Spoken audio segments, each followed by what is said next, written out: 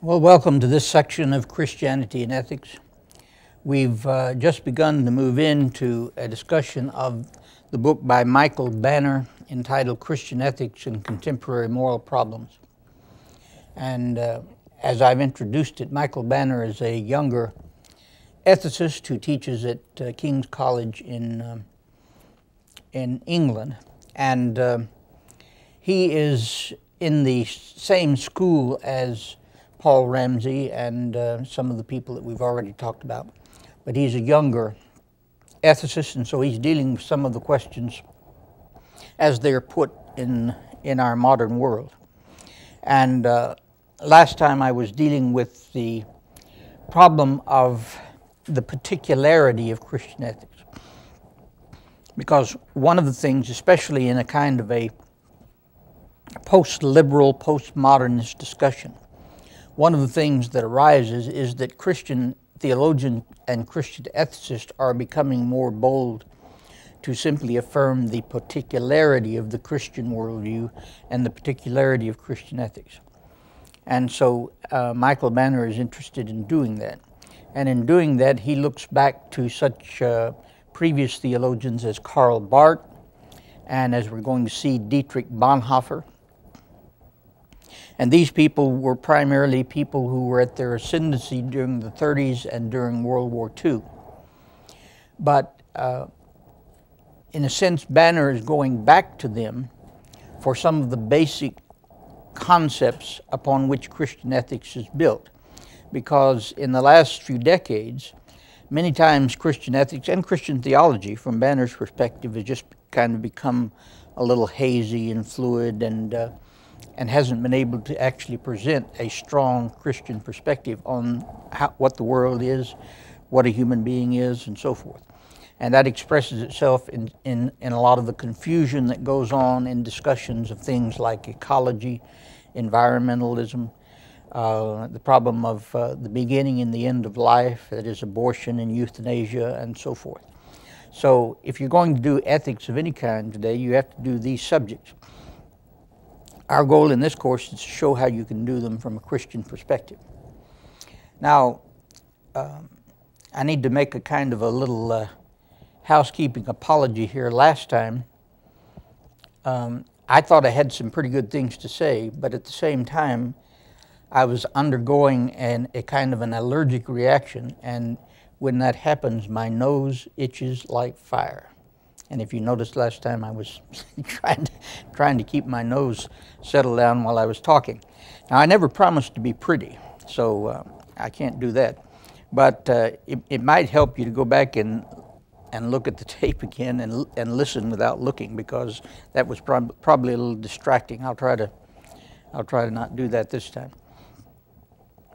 But looking back at where we ended last time, if we'll look at the screen, according to this way of thinking, that is, according to the way of thinking that has been discussed using primarily Karl Barth, K-A-R-L-B-A-R-T-H,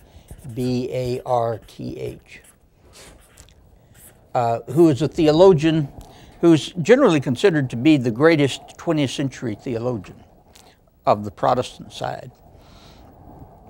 But even though he's still generally considered to be the greatest 20th century theologian, he is still kind of considered passé by a great many younger theologians that grew up after Barth. And even though you may have been greatly influenced by Barth, some of the people who are greatly influenced by Barth may never even have read him. And so many times all they have is negative cliches about what Barth believes. And so it's interesting that some of the even younger theologians and ethicists of the present time are going back to Barth and recognizing that although you can't be a complete Barthian any more than you can go back and be a complete Lutheran or a complete Calvinist, you can still recognize the importance of Barth. And a lot of these young ethicists and theologians are considering Barth to be the first post-modernist Christian theologian. That is, he anticipated what was going to be happening, maybe not predicting it, but anticipated what was going to be happening at the end of the 20th century, when postmodernism was going to kind of eat away at the great liberal modernist synthesis in which people assumed that we had now kind of arrived at a great consensus about the nature of the world and the nature of religion and so forth. And that all began to fall apart at the end of the 20th century. So now there are a lot of voices out there vying for a hearing. And so from Banner's perspective, from the perspective of Karl Barth, Christian theologians should not be ashamed of trying to put forward their perspective. And since from their perspective, theology and ethics cannot be divided, then if you're going to do Christian ethics, you have to do it from the perspective of the action of God and from the perspective of Jesus Christ. So again, on the screen, according to this way of thinking, the task of Christian ethics lies in the description of human action called forth by the reality of the action of God. And we saw that all the way through Ramsey. Christians can't do anything. They can't know what to do unless they know who God is and what God has done. And this is what dogmatics or theology or theological ethics bears witness to. So Barth's account begins from the assertion that it is only in the concept of the covenant that the concept of God can itself find completion. Why? Because God is not known and is not knowable except in Jesus Christ. Now that has been a perennial Christian affirmation. Most Christian theologians still assume that if you're going to continue to call yourself a Christian, it must be because in some way or another you consider Jesus Christ to be the center of your understanding of the world, your understanding of God, your understanding of human beings, and therefore your understanding of how ethics should be developed. Now, we've also talked about this being a particularity, which it is. And sometimes people confuse a particularity with a bigotry or with an exclusiveness, an ill-advised exclusiveness, because one of the great moral principles in our culture is the principle of tolerance. Well, tolerance can mean different things. From the perspective of Christian ethics, tolerance can mean that Christians should at least be tolerant of all other human beings' religious perspectives, all other human beings' lifestyles. That is, Christians have no right, based on their own Christian perspective, to be intolerant of anybody. And so bigotry, in the sense of speaking or acting in a way that is detrimental to someone else because they do not hold the same view of Jesus Christ or the same view of God as Christians, from the perspective of Christian ethics, is wholly ruled out. And that's on the basis not only of modern theologians, but that's on the basis of Paul. Paul makes clear that righteousness, self-righteousness, is entirely ruled out by the Christian gospel. And so when Paul or any other Christian theologian who from my perspective understands what he's saying, when Paul or any other Christian theologian like Barth or Bonhoeffer say that Christian thought is centered in Jesus Christ, he's not therefore making some kind of ultimate judgment as to the damnation or salvation of anybody else. It's simply the fact that from the Christian perspective, since Christians are monotheists, what does that mean? They believe there's only one God. If a person believes there's only one God, even for the sake of dialogue with other religions, he can't just say, well, I'm just going to bracket that belief. I'm just going to give up that belief in order to show my tolerance. That is not dialogue.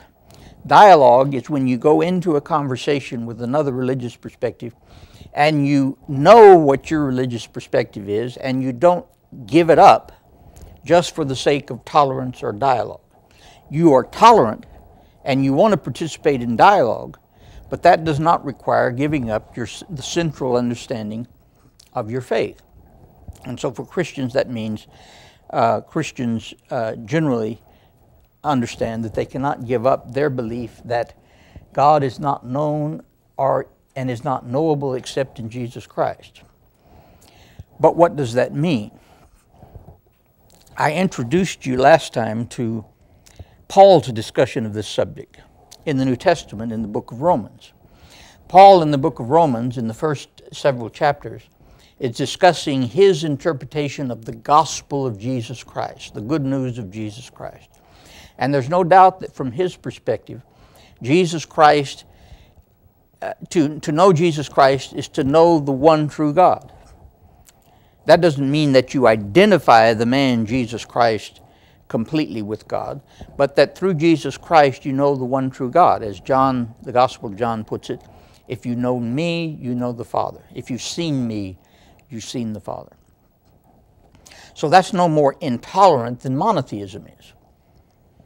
If there is only one God and he extends his salvation to people, and the gospel is the proclamation of how he extends his salvation to people, then the center of the gospel or the center of the Christian message is Jesus Christ. And so a Christian cannot interpret any issue outside of the light of Jesus Christ, primarily his death, his burial, and his resurrection.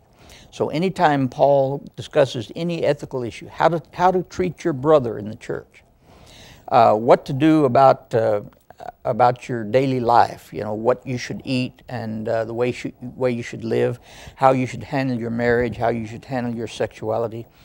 From Paul's perspective, a Christian always has to go back to Jesus Christ in order to understand that. For instance, how should a man treat his wife? Well, Paul doesn't just say, well, treat her nice, because it depends on what your conception of nice is as to how that means you're going to treat your wife. What does he say? He says you should love your wife as Christ loved the church. Well, that gives you a little bit more homework, you understand? That means you have to go back and try to figure out, or try to understand how Christ loved the church. And only after you've figured something about that out, you can never figure it all out. You can never comprehend it completely. But once you've tried to comprehend how much Christ loved the church, then that is your ethical directive for how you're to treat your wife. That's just one example. You can talk about how parents are supposed to treat their children, how children are supposed to treat their parents, how people who have somebody working for them are supposed to treat them, how somebody who is working for another person is supposed to treat them, how is a Christian supposed to treat the emperor or the president. The New Testament talks about all of this, and it's always in terms of how God has treated you in Jesus Christ. So you can't just say, treat the president with respect. What does that mean if you're a Christian? Or treat your wife nice. What does that mean if you're a Christian?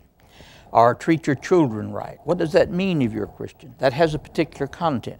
So that's the reason why, from these guys' perspective, dogmatics or theology is central to the discussion of what we're talking about. Now, when Paul got through explaining, while Paul was trying to explain that salvation is only through Jesus Christ, what I told you last time is very important, and I'll repeat it again. He chooses as an example of a person who is saved by God through his grace in Jesus Christ. In other words, from Paul's perspective, we're saved by God. We're saved by the grace of God that's shown to us in Jesus Christ. So who does he choose as an example? It's really, it seems to me, a very deliberate choice, because Paul could have chosen some Christian that he knew. For instance, Paul could have chosen the Apostle Peter. The Apostle Peter was a very important character in the early church. Why didn't Paul choose the Apostle Peter as an example of somebody who was saved by grace through faith? Well, I think that one of the reasons why he didn't is because Peter was both a Jew and a Christian. Instead, he chose a man who is neither a Jew nor a Christian. And he says, this is the kind of a person. This is the person who has been saved by Jesus Christ. And who was that man he chose? Abraham. It's very helpful for modern Christians and other people to understand, especially when we try to relate, help relations between Christians and Jews and Muslims and Christians, is that Abraham is not a Jew and he was not a Christian. And yet he is the spiritual ancestor of Jews, Christians, and Muslims. And what Paul is saying here is that Abraham is the spiritual ancestor of Christians, just as much as he's the spiritual ancestor of Jews. And if he's the spiritual ancestor of Christians, then from the Christian perspective, he is saved by the same God as the Jews were saved by. And the Jews are saved by the same God that Abraham is saved by. And the followers of Jesus are saved by the same God that Abraham was saved by, and so on. Abraham, in other words, is an example of a person who is saved by the grace of God through Jesus Christ. Now, you'll notice that since Abraham is a Christian, he could not go around saying, I am saved by Jesus Christ. He's not a Christian. He's never heard of Jesus Christ. So the question is not whether Abraham had ever heard of Jesus Christ, or whether Abraham had ever been a Christian, or even whether Abraham had ever been a Jew. The question is, was Abraham saved by Jesus Christ? Anybody before Abraham who had not been introduced to Yahweh, the God who revealed himself to Abraham, and the God who introduces himself to Moses, God introduces himself to Moses as Yahweh.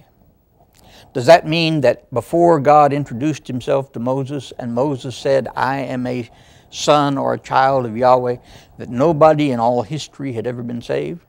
No, it doesn't mean that. But it does mean that anybody in all history who has been saved by Yahweh. Because there's no other God to save them. Moloch can't save you. None of these other gods can save you. And so what I'm trying to get us to understand is that the affirmation that salvation only comes through Jesus Christ is an inescapable affirmation if you're a Christian. But it is not an intolerant affirmation. It's not a bigoted affirmation. It's an affirmation that salvation has come from God. And that salvation has come from God through Jesus Christ. Now, how everybody in the world is related to God, that's up to God. But the Christian belief, and you can consider this bigoted or particular or whatever, but the Christian belief is that anyone who is saved by Jesus Christ, whether he's ever heard of Jesus Christ or not. And so the best way to understand our salvation is by understanding what God has done through Jesus Christ. Theology does not save anybody. So if I have a better understanding of God than you do, that doesn't necessarily mean that I'm saved better than you are. Or if you have a better understanding of God than I do, that does not mean that you are saved any better than I am. We're both saved by the same God, however ignorant or understanding we are of the nature of that God. So the Christian affirmation is simply that the full revelation of God is in Jesus Christ. That doesn't mean that everybody has to understand the full revelation of God in order for God to save them, because the full revelation of God that comes through Jesus Christ is that we're saved by the love and grace of God, not by our own actions. In other words, nobody is saved by being a Christian. Nobody was saved by being a Jew. We're saved by the love of God. And that salvation love is reciprocated to a certain extent by our faith in God. That's the only way you can understand that Abraham was saved because of his faith in Jesus Christ. And that's the only way you can understand the possibility that Christians, to a large part, extend to people who are not Christians. Even the Vatican which represents the Pope of the Roman Catholic Church and is generally considered to be extremely conservative theologically in terms of Christian thought. But the Pope has been trying to say in many ways over the last few decades that Christians have a kind of a double responsibility. They have the responsibility of affirming the oneness of God. In other words, the church cannot get up in the morning and announce, well, we believe that there's one God, but there may be 20. Can't do that. Every time they get up, they're supposed to affirm, we believe in one God. So is a Jew supposed to do that. So in the same way, the church cannot get up one morning and say, we believe in Jesus Christ, but we believe that He is just one way among many by which people can be saved. Because that's the same thing as saying that that God is just one God among many, whereby you can be saved. But that's the first responsibility, to maintain the particularity of the Christian faith, because that's how God comes to us, according to Judaism and Christianity, is through the particularity of being chosen and being covenanted with. But on the other hand, the Pope makes no statements. You know, some popes may have made these statements in the past, but the present Pope would make no statement leaving people with the impression that because a person is a Buddhist or Hindu that they're going to hell. That is not the job of the church. So the job of the church is twofold. It's to proclaim the gospel of Jesus Christ and the particularity of God's grace, the particularity of God, the particularity of His grace, the particularity in Jesus Christ. Obviously, a Christian does not expect a Jew who is true to his Jewish faith to affirm the particularity of Jesus Christ. But he also does not expect a Jew to forbid a Christian to affirm that particularity, any more than a Hindu should forbid a Jew from affirming his particularity of one God. Because a Jew is supposed to confess, I believe in one God. Now, is that bigotry? Is that exclusiveness? No. God is the most inclusive idea in the world. Yeah. So, like in the Jewish and Muslim faith, they believe in God, and they know that Jesus died. But do they think He's an apostle, or what do they think He is? Well, that's an interesting study, and we can't go into it into much depth. But I think that's apropos to our question, because among the world's religions, there are actually two large subsets. The kind of liberal syrup that says all religions say the same thing and all religions believe the same thing, that's not showing respect to anybody's religion.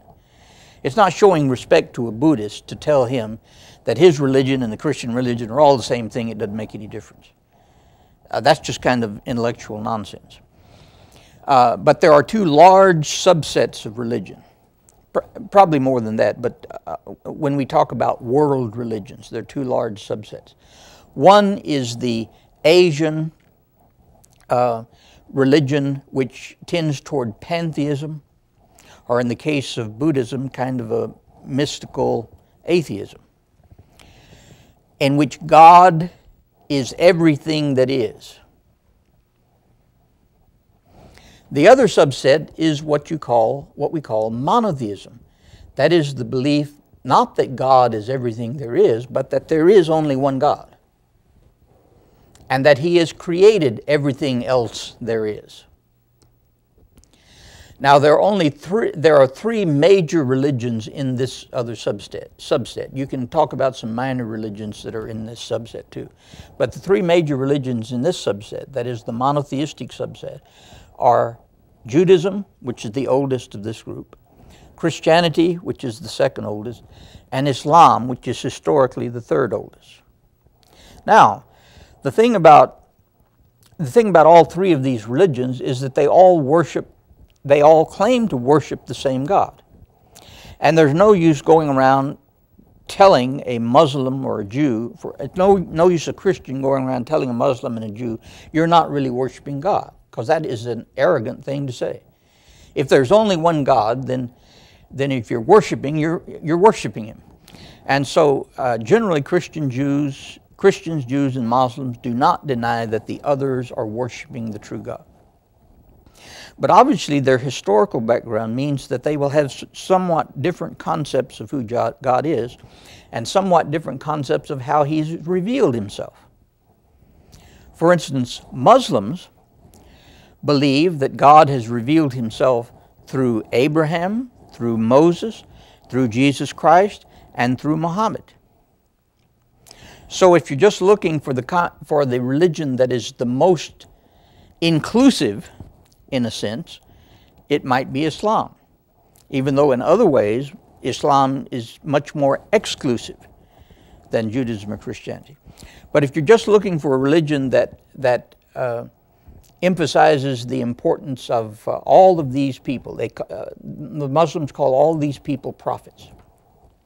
So they will tell you that they believe in Jesus Christ. They don't mean the same thing by that as Christians do. But they do believe in Jesus Christ. That is, they believe that Jesus Christ was born.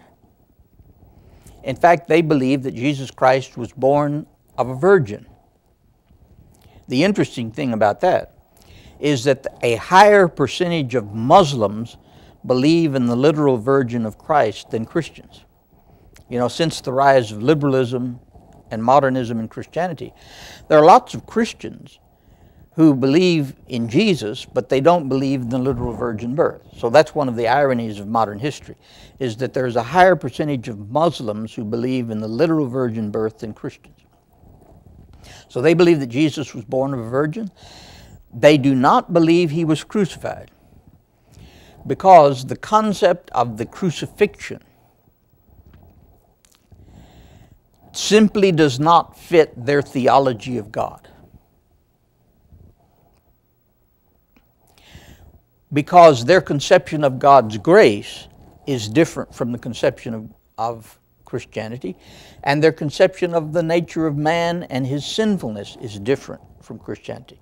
They do believe that human beings are sinners, and they do believe that God has to save any human beings who are saved, and they do believe that anybody who is not saved will go to hell. But they don't believe that salvation is the same thing as what Christians believe. And that's a whole very difficult subject to go into. And some Muslims believe that Jesus is coming again, just like Christians do. That in some way Jesus was a Messiah figure who will come again. That's not necessarily universal, but some Muslims believe that. That means that Muslims sometimes pay more attention to Jesus than some Christians do. And so when Christians do not understand the respect that Muslims have for Jesus, then they misunderstand Muslims. And Muslims are very sensitive on this issue, because they think some Christians leave them with the impression that Christians don't think the Muslims know anything about Jesus. When Jesus is spoken of in the Quran, the mother of Jesus is spoken of in the Quran, he is considered to be a great prophet. Muhammad simply is considered to be the final prophet, not necessarily superseding Jesus, but the final prophet. Because from the Muslim perspective, what Muhammad tells you is God's will is the same thing that Jesus told you, which is the same thing that Moses told you, which is the same thing that Abraham told us. Now, when Christians and Jews read their Bible, it doesn't sound to them like the same thing that Muhammad says. But the Mohammedan view is that Jesus did say the same thing as Muhammad. Moses did say the same thing as Muhammad. But their religions have been corrupted over the years, so Muhammad came to kind of purify a religion. So from the perspective of a Muslim, everyone who is born a Muslim, because the word Muslim simply means one who submits to God. And you only cease becoming a Muslim as a choice later in your life. Now that seems kind of like an odd belief to Christians, but it is very consistent with Muslim theology, because Muslim theology is a universalist faith. It believes in one God, So it believes all human beings, whether they are Arabs or Texas Baptists, are created by the same God. And if they're going to go to heaven, they're going to be taken there by the same God. And so in a sense, that makes Islam a very universalistic faith. But it is still very particularistic in that it believes that the final revelation comes through Muhammad. Well, Christians cannot. Christians can fail to believe that. In fact, if you are a Christian, you probably will not believe that Muhammad is the final revelation. If you are a Christian, you will assume that Jesus Christ is the final revelation. But in order to have a dialogue with a Muslim, I'm not going to go tell him now, in order to have a dialogue with me, you're going to have to give up the idea that Muhammad is the final revelation. That wouldn't be a dialogue. That would be religious imperialism. Okay, then Jews, of course, also consider themselves to be descendants of Abraham, spiritually. Even though Abraham was not a Jew, he was not an Israelite, these are words that come later on. And a lot of the descendants of Abraham are not Jews or Israelites. The Jewish perspective is that God revealed himself by his making a covenant relationship with Abraham and then making a covenant relationship with Israel through Moses. Well, Christians believe the same thing. In other words, the Jewish Bible is part of the Christian Bible. So Christians believe that God made a covenant with Abraham. Christians believe that God made a covenant with Moses.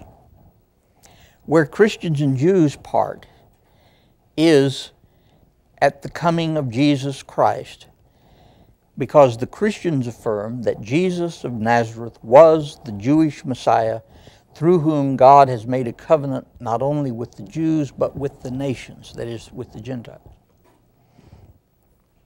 So the difference between a Jew and a Christian, the basic difference between a Jew and a Christian, is that a Christian believes that Jesus of Nazareth, a Jewish person who was born a Jew and died a Jew, was also the Messiah of God who established a covenant relationship not only with Jews but for everybody. And Jews are people who do not accept that Jesus was the Messiah of the Jews. And that's the basic difference. All of the other differences that have developed through history, that have made us almost enemies sometimes, are really almost irrelevant to the basic faith of Judaism and Christianity. So, that means that Jews and Christians particularly should in some way reflect that they may be two different religious expressions, but in some very profound sense, they are expressions of the same faith.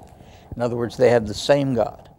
The God of Jesus Christ is the God of Moses, the God of Abraham, the God of Jacob. Yes? So in John 3:16, where it says, "For God so loved the world," it says, for whosoever believed him, should have everlasting life. So does that mean that Jewish people won't be going to heaven because they don't believe that God is the Messiah? No, that's what I'm saying. The New Testament does not determine that. When Jesus said that, for instance, the only people he was talking to were Jewish people. So there's no doubt that the New Testament preachers preached the gospel or the good news of who Jesus of Nazareth was. And they preached that he was the Messiah of God. He was first the suffering servant who died, but he was raised from the dead, and he was made Messiah and King.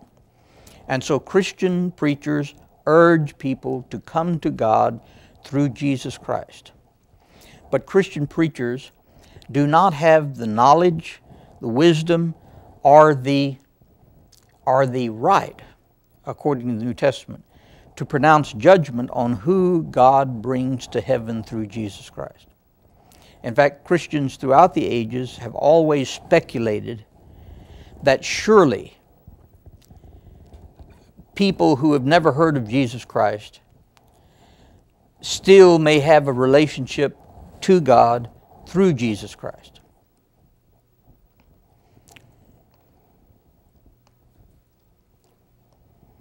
Now that's a hard concept to get a hold of, and that's the reason why there's still a great deal of animosity between Jews and Christians and Jews and some other religious people. Because a lot of people assume that if a person gets up and proclaims that Jesus Christ is the Savior and the King of the world, that therefore they are saying that only Baptists or Catholics or people like that are going to heaven. And there are some Christians who actually believe that. There are some Catholics who believe that no Protestants are going to heaven. There are some Protestants who believe that no Catholics are going to heaven. There are some Baptists who believe there are no Catholics going to heaven, and so on and so forth. So you can find Christians out there who, on the basis of not much understanding of the nature of theology, who will actually take upon themselves the right to judge who's going to heaven and who's going to hell. But what I'm saying is that that is not in the spirit of the New Testament. The spirit of the New Testament, and that's certainly not what somebody like Karl Barth or Dietrich Bonhoeffer or Michael Banner or Paul Ramsey would believe. They believe that God is bigger than all of us, and that God is not a Catholic, He's not a Jew, He's not a Christian. And so the fact, from the Christian perspective, the fact that God has revealed Himself through Moses does not mean that everybody has to have heard the law of Moses in order to be saved. And in the same way, because God has revealed Himself through Jesus Christ, that does not necessarily mean that everybody who is going to be in heaven is someone who has heard of Jesus Christ, because that would leave everybody out before AD 30. Moses never heard of Jesus Christ, but from the Christian perspective, he's saved by Jesus Christ. That's not religious imperialism. That's just stating that if God is related to Jesus Christ in salvation, then the only way you can be saved is in Jesus Christ. That still may not sound inclusive enough, but it's really maybe as far as a Christian can go in affirming that he does not have the right to make judgments about who's going to heaven and hell, but he has the responsibility of preaching the gospel of Jesus Christ. And if he did not preach the gospel of Jesus Christ because he does not consider it to be central to his life, then he probably should not even consider himself to be a Christian. Now, I hope that's helpful. I don't know whether it is or not. It's something that it took me a long time to kind of grapple with and to come to some satisfaction on. So I know it's going to take other people a long time. But the bottom line is if you're a monotheist, then you believe the only heaven is one that has been built by the one God. And so if you're a Christian who believes that God has revealed Himself in Jesus Christ, then you believe that you're going to be, quote, led into heaven by Jesus Christ, whether you've ever heard of Him or not. Because He's the one who has done the work for you to be saved. You do not work for salvation by being a Christian or by being a Muslim or by being anything else. Christ, according to the Christian gospel, has already done the work. And Christians don't know any more about what to expect when they, quote, meet Jesus Christ than anybody else does. All they can do is simply be thankful to Him for providing a way of salvation. But the way of salvation is through faith. And faith does not mean primarily intellectual belief. Abraham, in some way, you may think this is very twisted logic, but Paul believed that in some way Abraham believed in Jesus Christ. And Paul believed that Moses believed in Jesus Christ. So you've got to take that into your consideration. And you may say, well, why is that important? Well, that's important because you're a Christian. Just for the same reason that it's important for a Jew to believe that all who are going to be saved are saved by God.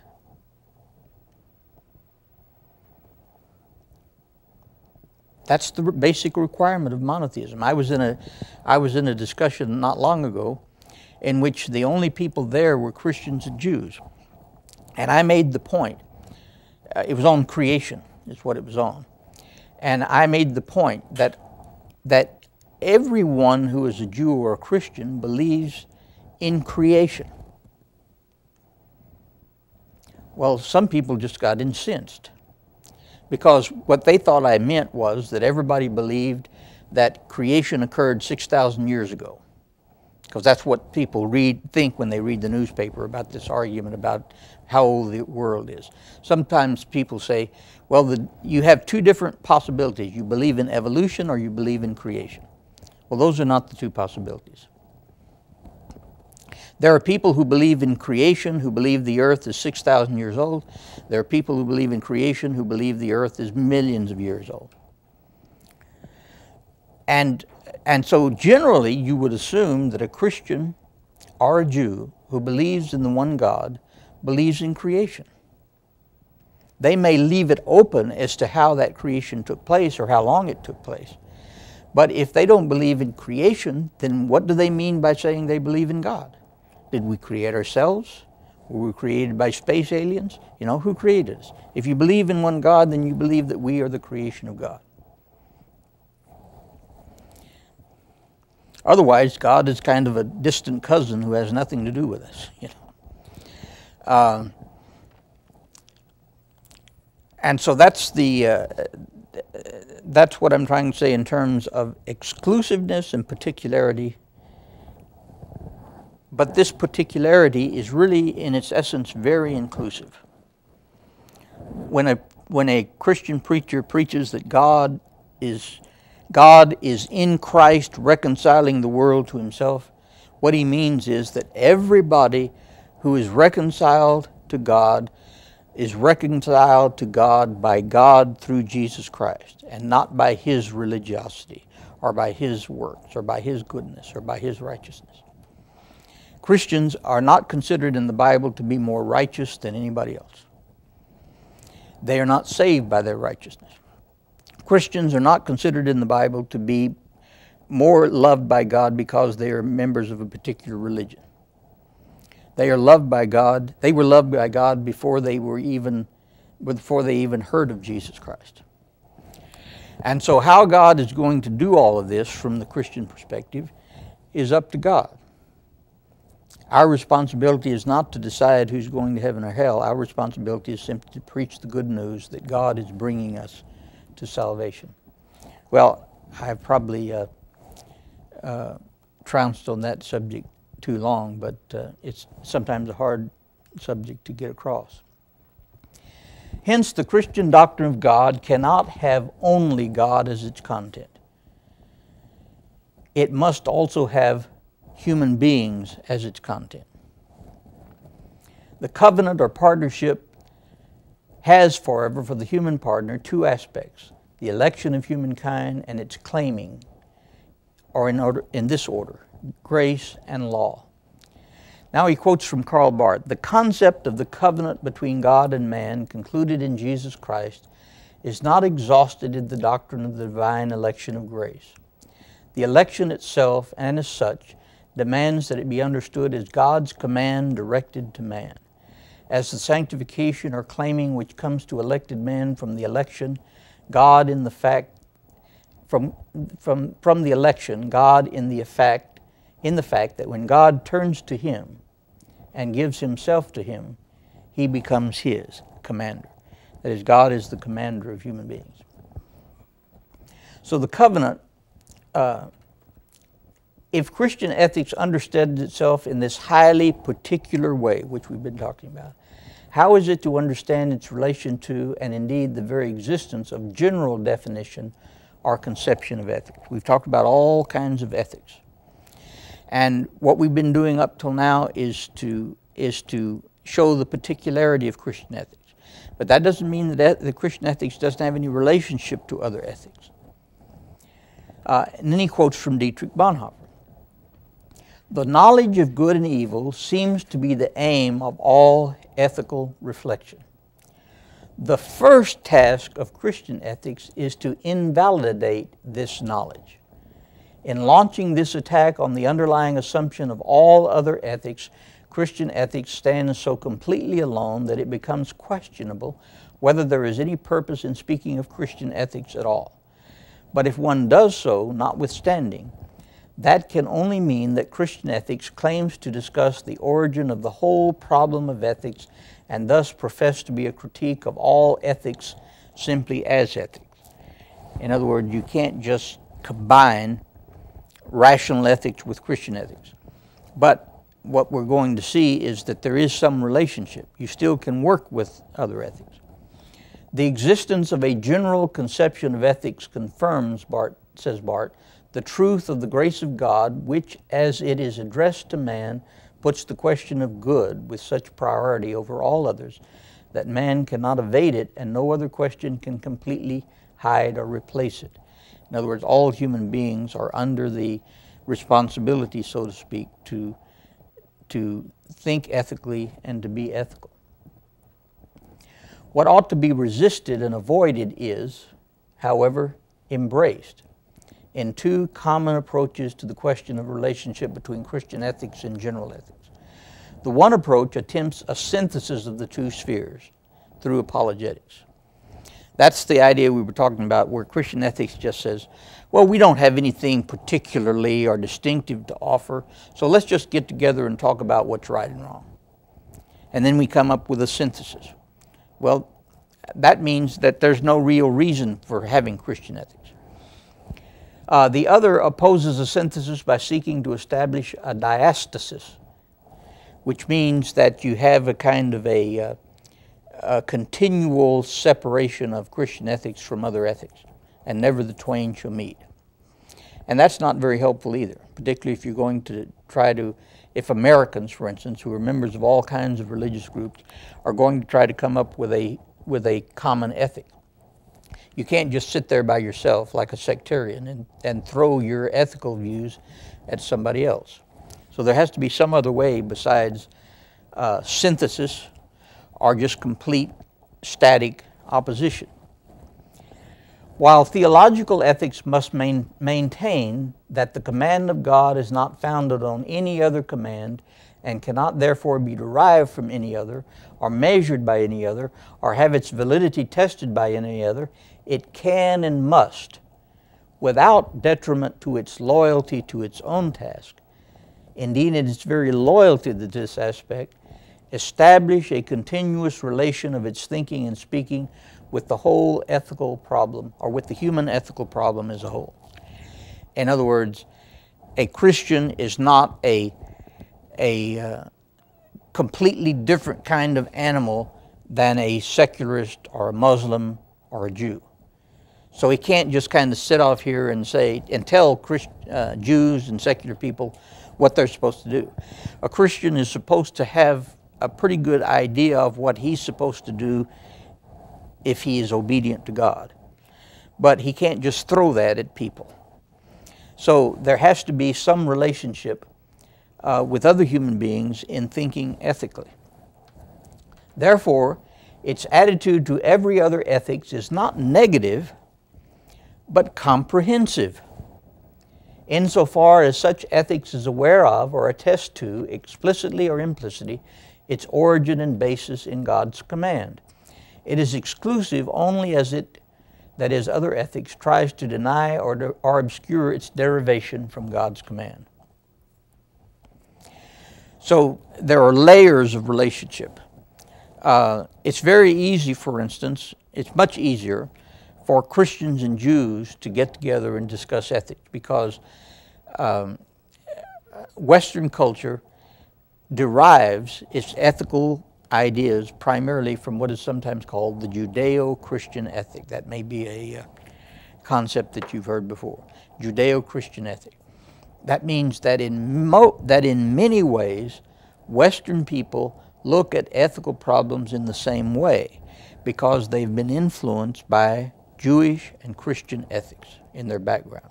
This was the great contrast during the 30s and 40s between the ethics of Western culture and the ethics of Nazism. They just went like that, because the ethics of Nazism was a deliberate, conscious reaction and rebellion against the Judeo-Christian ethic. And Nazism actually dragged some people who call themselves Christians into this into this rebellion against Judeo-Christian ethics. So Christians cannot isolate themselves. The first level upon which they must dialogue is on the level between Jews and Christians, because that's kind of a very basic level. Christians also have to dialogue among themselves, of course, because there are differences between Catholic ethics and Baptist ethics. There's a difference between Catholic ethics and Lutheran ethics. There's some difference between Catholic ethics and Orthodox ethics. So Christians ought to always continue to dialogue among themselves. There are even differences among Baptists about what ethics are. There's been a big conflict, for instance, in the Southern Baptist Church over the last few decades about theology and ethics. So dialogue and discussion and disagreement is not going to end. But if you want to seek some commonality, you have to understand that if you can't meet a person in Jesus Christ, you can at least meet him in Adam, as somebody said. Because all of us are in Adam. All of us are human beings. All of us are descendants. We're brothers and sisters, literally. And so there has to be some way for us to talk and to reach some commonality. Theological ethics must then maintain the distinctiveness which belongs to it in virtue of its having its source in a knowledge of the God. It must, that is to say, be an ethics which understands its task as a task of the doctrine of God, and therefore is determined by the fact that what is good has been said to man. A Christian believes that what is good is what God has said is good. Where Christian ethics understands itself as dogmatic ethics, as providing an account of human action as it corresponds to the reality of the action of God, it necessarily understands itself in such a way as to differentiate itself from a number of other accounts of ethics, even when those are given from the Christian side. Banner, for instance, if he were in a room, for instance, with an ethicist from the Vatican, they could have a knockdown and drag out argument on certain things. Protestants will have arguments with Roman Catholics on certain things. And so if you're going into a debate or into a dialogue, you have to have a kind of confidence in your own understanding. But the universalist thrust of Christian self-understanding demands a real affirmation of the world, and thereby a real coming to terms with the publics of society and the academy. Christianity cannot just kind of sit off by itself and look at society and look at the academy, which is university education, and just say, well, we don't have anything to do with that. But what exactly does this affirmation and real coming to terms, this publicness, require of the theologian? The word public here refers to the articulation of fundamental questions and answers which any attentive, intelligent, reasonable, and responsible person can understand and judge in keeping with fully public criteria for argument. Now, let me try to unpack that a little bit. A Christian has to understand that before he was a Christian, he was a human being. And before there were any Christians, there were human beings who had the responsibility of thinking ethically and acting ethically. And so there are questions, fundamental questions, which any attentive, intelligent, reasonable, and responsible person can understand and judge. Nor does this demand pose any problem. What is required in theory is possible in practice. In the Western tradition of ethical philosophy, for example, one finds authentically public ways to discuss policy issues.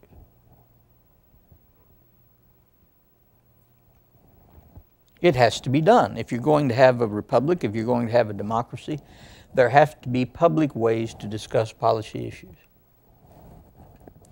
Whether those ways be based on teleological, deontological, axiological, or responsibility models for ethical reasoning, or upon some mixed theory, there seems little doubt that all ethical arguments are in principle open to all intelligent, reasonable, and responsible persons. Now that's what we're going to try to see when we get, for instance, the second chapter, that is the chapter out of the next one we're going to look at, is on the question of abortion. Well, now, can you think of a more heated question going on in American society today than abortion? Abortion has become so polarized, the argument on abortion has become so polarized, that from the perspective of many people in the public, there are really only two ways of looking at it. One is an extreme religious right way, and the other is an extreme liberal way. And the fact of the matter is that Christian ethics, that the mainstream of Christian ethics has never been on either side of that. And so there's a whole great range in the middle in which we can talk as intelligent, reasonable people about the question of abortion. Now, that does not mean that the Christian view of abortion has the right to be just without any further fanfare enacted into public law. But it does mean that Christian views of abortion have just as much right to participate in the intelligent, reasonable discussion as any other view. And we may come to different conclusions on different aspects of the discussion. For instance, you may be a congressman or a senator or a president and have an almost absolutist view against abortion. Because as we're going to see, the theologians which most Christians consider to be the greatest theologians of the 20th century had absolutist views on abortion. Karl Barth, Dietrich Bonhoeffer, did not believe that there was any way in which a Christian could approve of aborting a fetus.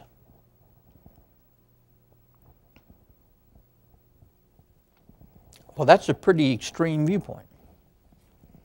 That's more extreme than even the positions put forward by a lot of people on the religious right. A lot of people on the religious right, for instance, say, well, you can abort a fetus if the life of the mother is in jeopardy, or you can abort a fetus if it's the result of rape or incest. But one of the troubling things that we're going to see is that some really great theologians of the 20th century thought that those were cop-outs, and that Christians do not have the right to approve. They don't have the right to interfere either. You know, that's one thing maybe the religious right does not understand. From the perspective of Dietrich Bonhoeffer, he didn't believe he had the right to interfere with an ethical choice that a woman makes or that a doctor makes. But he did believe he had the right to say what he believed is the will of God in a particular situation. And that if he didn't say it, who was going to say it? You know, is a secularist going to put the Christian concept of abortion out for the public to listen to? No, you're going to have to depend on Christians to do that. Is a secularist going to put the Jewish conception of abortion out for the public to listen to? Is a secularist going to put the Muslim concept out for a person to listen to? Generally, what a secularist is going to do, or what a naturalist is going to do, is to put out the naturalistic view. But one of the interesting things is that people who hold the naturalistic view toward abortion and the rights of fetuses assume that it is the rational view, the scientific view, and any religious contribution to the discussion is irrelevant. Well, that's just not the way it works. Human beings are human beings even if they're Christians or Jews. And human beings, some Jews and Christians are actually rational, intelligent human beings. And they have something to say on this issue. And it's not exactly the same thing as, say, the National Organization of Women is going to have to say. It's not exactly the same thing as Planned Parenthood is going to say. That doesn't mean the National Organization of Women or Planned Parenthood do not have a right to participate in this discussion. They do.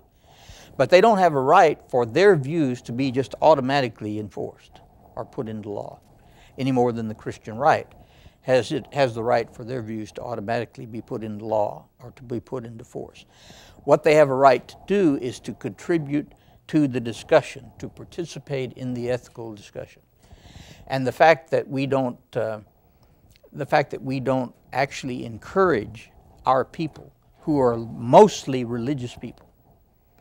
If we're going to exclude religious ideas from the discussion of abortion, then we're going to exclude most of the people in the United States, because most of the people in the United States have some religious view. If we're going to include these people in the discussion, then we shouldn't get angry at them for speaking out. We may not like the way they speak, we may not like what they say. To us it may be bigoted or something else. But as long as these people are not leading some kind of undemocratic, unethical movement to try to imperialize over other people in the United States, which a movement which could hardly succeed since we have the constitutional protections. I have a constitution that protects me from the religious right. I don't happen to be a member of the religious right myself, but I do believe that the religious right has a constitutional protection against me, and I believe I have a constitutional protection against them. And under that constitutional protection, we should be able to go out and yell and scream and talk and discuss and so forth. Hopefully we'll do more discussing and intellectually analyzing something that's screaming.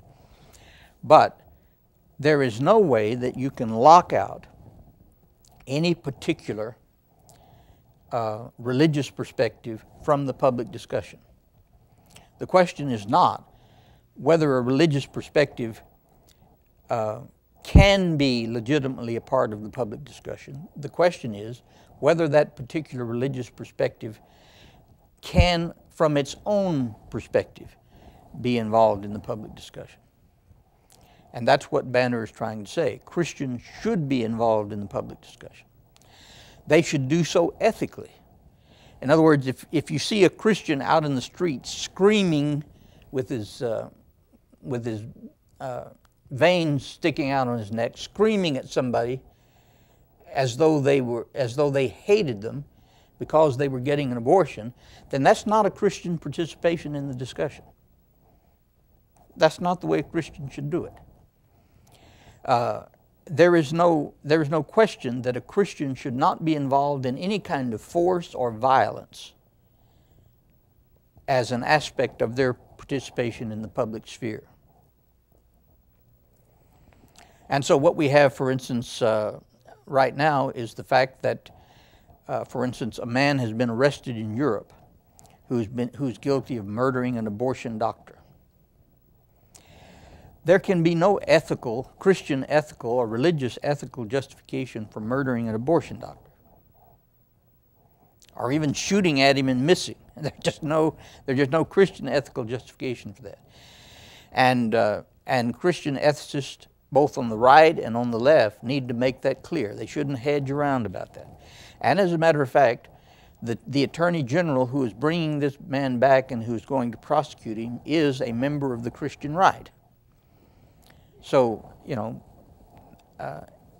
it should always be made clear that any discussion of ethics in the United States at least on the part of a Christian, should be under the auspices of Christian ethics. A Christian ethicist cannot argue in an unchristian way, cannot act in an unchristian way. And if they understood that, then a lot of the tension would be eased and there could be a little bit more discussion. So that's what he means by saying that all arguments, ethical arguments, are in principle open to all intelligent, reasonable, and responsible persons. If someone comes with a gun and tries to decide whether a person is going to have an abortion or not, that's not an ethical discussion. That's not an ethical discussion. But faithful witness to Jesus is not a sufficient theological and moral basis for addressing the moral and social problems of the 20th century. In other words, Christians are required to proclaim the gospel of Jesus. But to go out and proclaim the gospel of Jesus does not get at the problem that an ethical social policy is asking. When you get there, when you get into the public area, a Christian has to understand that in order for public policy to have any character, it's going to have input from the public. And the Christians are not the only public. There are other people who are in the public. So this public policy has to have input from all sources. And so Christians must understand that Christian ethics involves the intelligent, responsible discussion of a subject. Understanding that you may not win the discussion. Christianity, the gospel of Christ, does not require Christians to win the argument. In fact, they may very seldom win the argument. And if they don't win the argument, then they have no right to resort to force or to intimidation or to anything else. But they do have the right to participate in an intelligent discussion. And they do have the right to do that from their own perspective. In other words, for instance, suppose you are a person on the Christian right, and you believe that a fetus, say a six-week-old fetus, is a human life that should have rights. Well, up until the Supreme Court decision in the 70s, most people assumed that. But after the Supreme Court decision, it's now assumed that as far as the interpretation of the Constitution is concerned, a fetus does not have the same human rights as people who have already been born and who are living outside the womb. So that's still an ethical discussion that's up in the air. Some people think that it's already been settled. But when you're talking about law and the Constitution and the Supreme Court, nothing is just already completely settled. Basically, the discussion has just begun. And the Christian right should not consider that it has the right to win the discussion, because it does not have the right to win the discussion, but it does have the right to continue the discussion if it does so in an ethical way, and if it does so in a Christian way. So the theologian or the Christian addressing many issues, nuclear, social justice, ecology, and so forth, must do so as an outcome of a theology that develops those relations in terms which are not exclusively Christian or in sectarian form.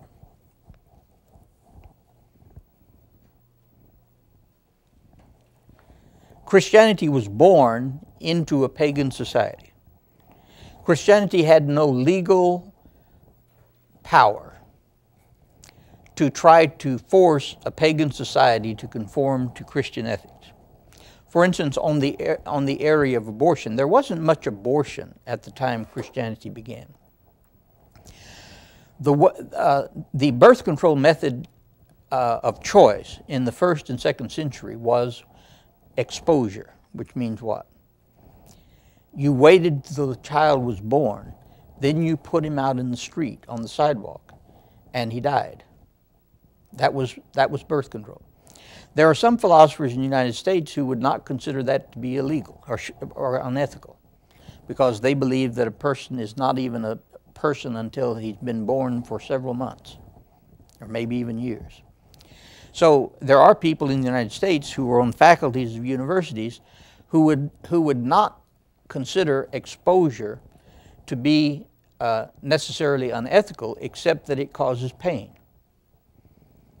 They would want to do it in a more humane way. But from their perspective, the death of a child that's just 6 weeks old is not a crime. But in the 1st and 2nd century, this was the basic way of birth control. Well, Christians did not get out and take petitions around to fellow Christians and get them to sign being opposed to exposure. What did they do instead? They certainly didn't call their senator, because they didn't have any senators. What they did instead was they got up in the morning, they walked around the neighborhood, and they picked up the children that had been exposed, took them home, and kept them alive and raised them. Now that's a Christian response to an ethical dilemma.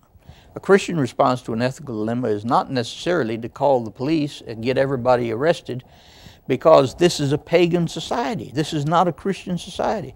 You might say in modern terms it's a secular society. So you can't force your views on anybody else, but that doesn't mean that you should just keep your views to yourself. If, for instance, you are opposed to abortion, we'll talk about this more, if you are opposed to abortion, then you better be prepared, or you ought to be prepared, to take unwanted children into your own house or to make provision for them. You shouldn't have the gall to go out on the street and yell and scream against abortion if you're not willing to do the work that needs to be done if these children are born, and to take care of the women who are going to have to give birth to these children. So there are ways for Christians to participate in any public policy dispute. But sometimes it is not just screaming your beliefs. Sometimes it has to do more with getting your own house in order. In other words, if Christians are not taking care of these children, and taking care of these mothers, and taking care of the families out of which these unwanted children come, then they have no right to say anything to anybody else about whether abortion is right or wrong. In fact, recently there was an anti-abortion display on the campus that a lot of people were very upset about. And I made the point to one of the people that that one thing that would make their display a little bit more effective is if they didn't have anybody behind that wire or that fence who was not actively involved in trying to provide for the families and for the unwed mothers and for the unwanted children. Don't have anybody behind that fence trying to defend that display who is not actively involved. Otherwise, it's not really a Christian ethical display. It might qualify as a Christian ethical display if everybody that's involved in it is not just yelling and screaming something, but is actually involved heart and soul and with this whole existence in trying to provide and protect. Because it's not just just a legal issue, it's an ethical issue. And so some people would probably be a little bit more encouraged to go ahead and have their children full term if they knew that there were people who were going to make sure that their lives were not completely destroyed and the lives of their children were not going to be completely destroyed by the birth of that child. So ethics is a very complicated issue, and it does not just involve making ethical statements. It involves a whole approach. So, faithful witness to Jesus is not a sufficient moral basis for addressing the moral and social problems in the 20th century. If Christians, for instance, who don't like the ethical views, say, of extreme environmentalists, if they don't like those ethical views, then it has to be, they don't have any right to say anything about them unless they themselves are involved in some way in saving the ecology, in saving the environment. Their approach may be different, but they don't have a right to criticize people who are trying to save the environment if they themselves are not trying. And that's what we mean by public involvement in ethical policy. Okay.